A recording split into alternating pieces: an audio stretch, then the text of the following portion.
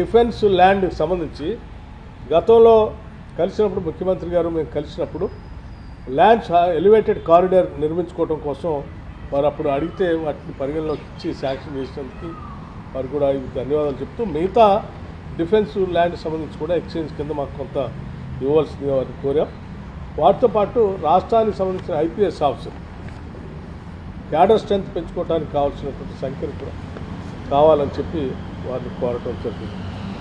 అట్లాగే విభజన చట్టంలో పొందుపరిచినటువంటి షెడ్యూల్ 9th 10th ఉన్నటువంటి పెండింగ్ అంశాలు కూడా సాధ్యమైనంత వరకు మేము మా ప్రయత్నంలో మేము వాటి పరిష్కారం కోసం ప్రయత్నం చేస్తాం. అట్లాగే అవసరమైనప్పుడు కేంద్ర ప్రభుత్వం నుంచి మీరు కూడా ప్రత్యేక చొరవ చూపించి తెలంగాణకి న్యాయం జరిగేటట్టుగా చూడవలసిందిగా వారిని విజ్ఞప్తి చేస్తాం.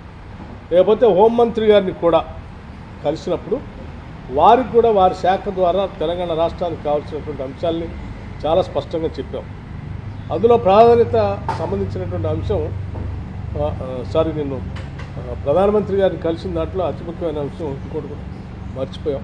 స్టేట్ నేషనల్ హైవేస్ సంబంధించి స్టేట్ హైవేస్ సంబంధించి నేషనల్ హైవేస్గా వాటిని అప్గ్రేడ్ చేయవలసిందిగా కోరాం. అట్లాగే రీజనల్ రింగ్ రోడ్డు సంబంధించి నార్త్ వైపున మీరు నెంబర్ ఇచ్చారు, సౌత్లో ఇంకా నెంబర్ ఇవ్వలేదు. రెండింటి కలిపి ఒకటే నెంబర్ ఇవ్వాల్సిందిగా, తద్వారా త్వరితగతిన మేము రీజనల్ రింగ్ రోడ్ పూర్తి చేసుకోవడానికి కూడా అవకాశం ఉంటుంది. మీరు ప్రత్యేకంగా చొరవ చూపాలని వారిని కోరాం. అట్లాగే